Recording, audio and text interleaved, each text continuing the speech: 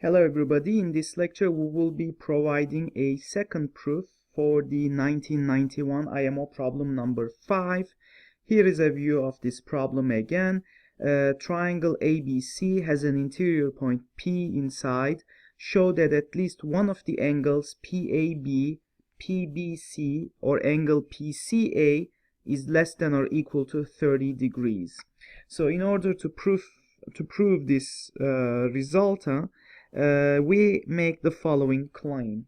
I claim that there exists a point Q inside any triangle ABC such that angle QAB, QBC, and QCA are all equal to each other and are less than or equal to 30 degrees. In fact, if such a point Q exists, then it's very easy to show that that for any given P inside the triangle, that P will fall into one of the three sections of that triangle. Either it will fall under inside interior of triangle QAB, or interior of triangle QBC, or interior of triangle QCA. But then, as a result, because each of these designated angles are already less than or equal to 30, because P is somewhere inside, PAB will definitely be less than 30 if P falls into here. If P falls into triangle QBC, then PBC would be definitely strictly less than 30. And if it happens that P, the point P of our triangle ABC, is inside triangle QCA, then angle PCA would be less than 30 degrees. So therefore all that remains is to prove the claim that there exists such a point Q inside the triangle which makes angle QAB, angle QBC, and angle QCA all equal to each other. In fact, this point is called the Brocard point, after the French mathematician Brocard of the 20th century, of the 19th century, I believe. And in fact, the Brocard point has an isogonal conjugate. That's why they come in pairs. And it would be the case where angle QAC is equal to angle QCB, which is equal to angle QBA. All these three equal angles would be the other Brocard point, which you can represent as Q prime if you will. But Q and Q prime are isogonal conjugates, and they have a lot of very nice properties. In fact, for instance, if you have Roger Johnson's Advanced Euclidean Geometry, 3 chapters towards the end of the book, starting at page 263, is dedicated to the Brocard points, the Brocard configurations, basically. So let's begin, I guess. So we need to show that such a point Q exists. So let C be the greatest angle of triangle ABC. Let's write that down. Okay, let C, angle C, be greater than angle A and B. And let's define Q. Define Q in such a way that it is the intersection of two circles, namely those two circles that you can see right now on my sketch. Well, those two circles have two intersections, point A and point Q. So we're interested in the point Q, obviously, but those two circles are special. So circle omega, the one on the right side, is tangent to the side AB of triangle ABC at the point A, and it also passes through the point C. Circle omega prime, the one on the left side, is tangent to side BC of triangle ABC, and it also passes through the point A.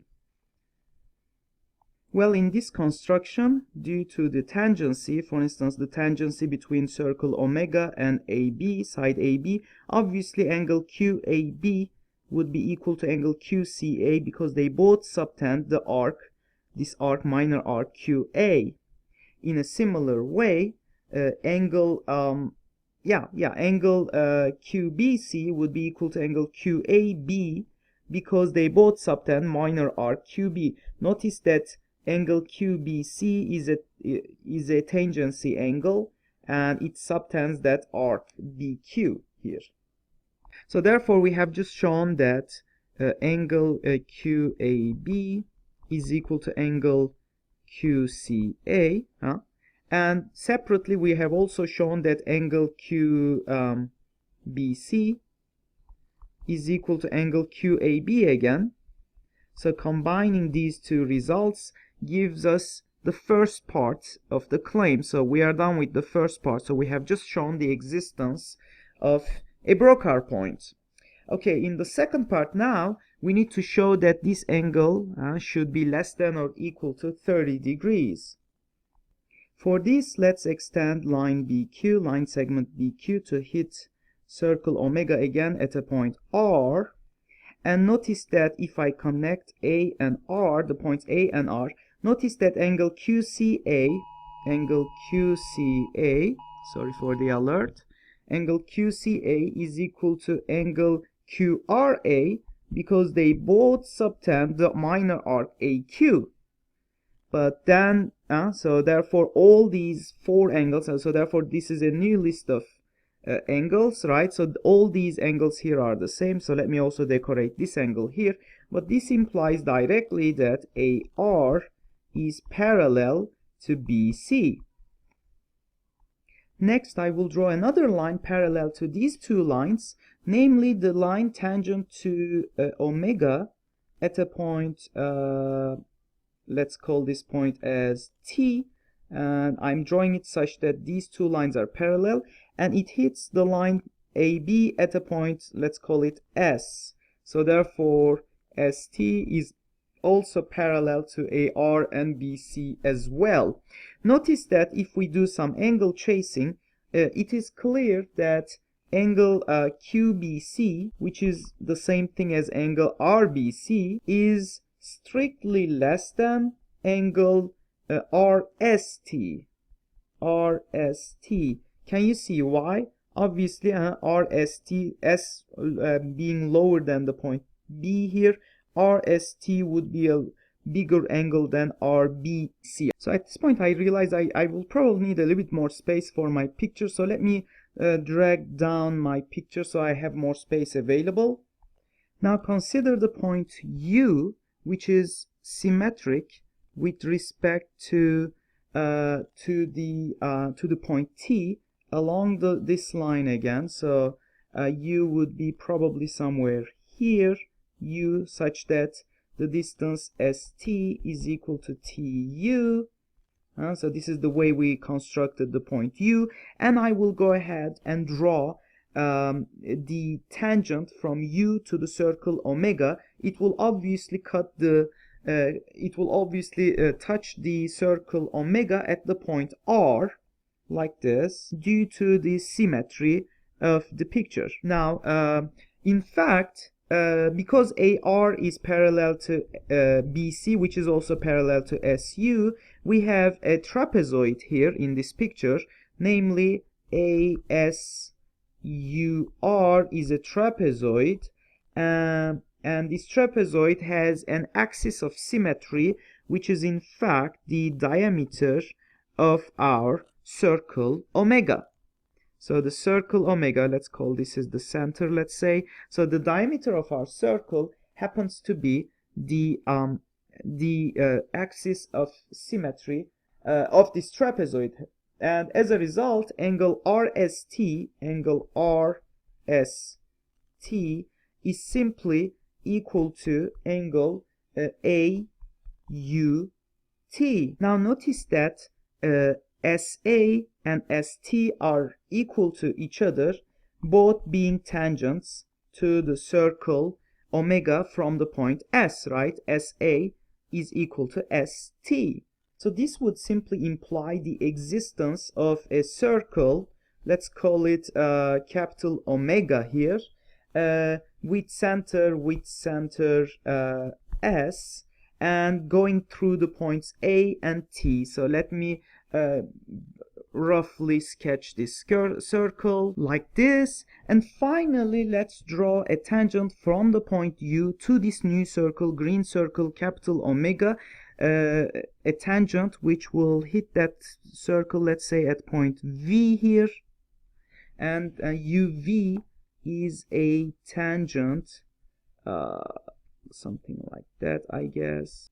Okay, after this cleanup, I will just drop a perpendicular from point, oh, sorry, not from point B, sorry for that. I should have done it from point S here. Sorry, from the center of our circle to that tangent line. So that should be 90 degrees, and this is our point V again. The tangent, so UV is tangent to circle capital omega, and now I claim that this is a 30, 60, 90 triangle, namely triangle UVS is 30, 60, 90. Why is that? Because SV is equal to ST, but ST is equal to TU, so SU is 2 times SV on this right triangle SVU. Let's write that down. So triangle SVU is right with SU is equal to 2ST, which is equal to SV. So therefore angle VUS, implying that angle VUS is in fact 30 degrees and angle VSU is 60 degrees. But angle AUS, A being inside triangle, inside that right triangle, AUS is obviously less than VUS, right? So therefore it implies angle AUS, which is, by the way, equal to AUS we claimed earlier that was equal to AUS RST, RST has to be less than 30 degrees. Finally, combining this result with an earlier result, namely that, combining it with this result, knowing that RST is bigger than angle QBC, this would further imply that angle QBC, which is strictly less than angle RST, which is less than 30 degrees, imply the desired result. And as a result, we have just shown that there exists a point Q inside any triangle ABC such that not only angle QAB, angle QBC, and angle QCA are equal to each other, but they are all less than 30 degrees. So this completes our second proof for this problem, and hope to see you guys in our next lecture.